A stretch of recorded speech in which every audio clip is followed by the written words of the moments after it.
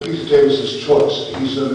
I must say, he is an excellent actor, some wonderful work, and I've often met him. We're not exactly friends, but we're civilized to each other. But I remember thinking that was a terrible area of work for this reason. When Peter Davison took over from me, he was already established as having a fictional identity. Those of you who are old enough to cast your mind back, he was prodigiously successful as the vet. Do you remember in All Creatures Great and Small? So when the children were watching, I imagine the children were saying, you know, that's not the doctor, that's the vet. Simply because your children are, well, I think with everyone as well. So I think that was a very strange, although no one has ever failed as Doctor Who. No one has ever failed. Remotely. Even no one. Even the boy who did the film, didn't he? I forgot what his name was. Yes.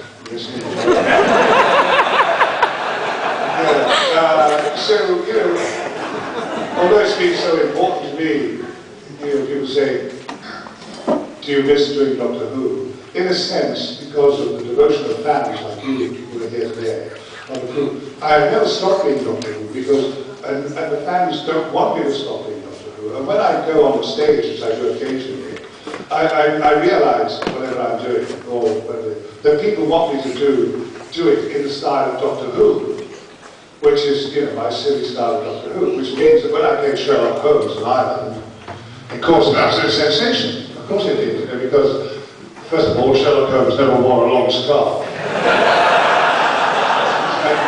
and certainly didn't walk the way I apparently walked. This was the days when I could walk. But that's what the fans want, because the bonding of fans, you know, I have 30 years after the event.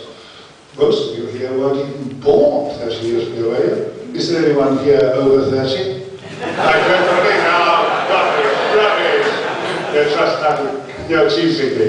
So it's wonderful that, isn't it, that the power of fiction, that fiction can become such an important part in our lives.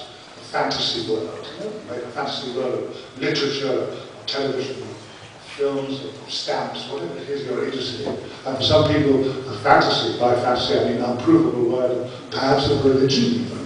You know, people believe all sorts of preposterous, don't they? Absolutely believe it, emphatically. I mean, when I was a child, you know, I couldn't get over the fact that God was everywhere.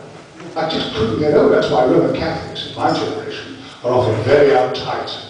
Because, I mean, not only is God everywhere, it was to make you a bit shy. You know, getting into your pajamas. Putting the light out, I said, God, I couldn't see in the dark. And then, you know, not only that, so you've got God everywhere. My mother kept hammering, God's watching you. And around like that.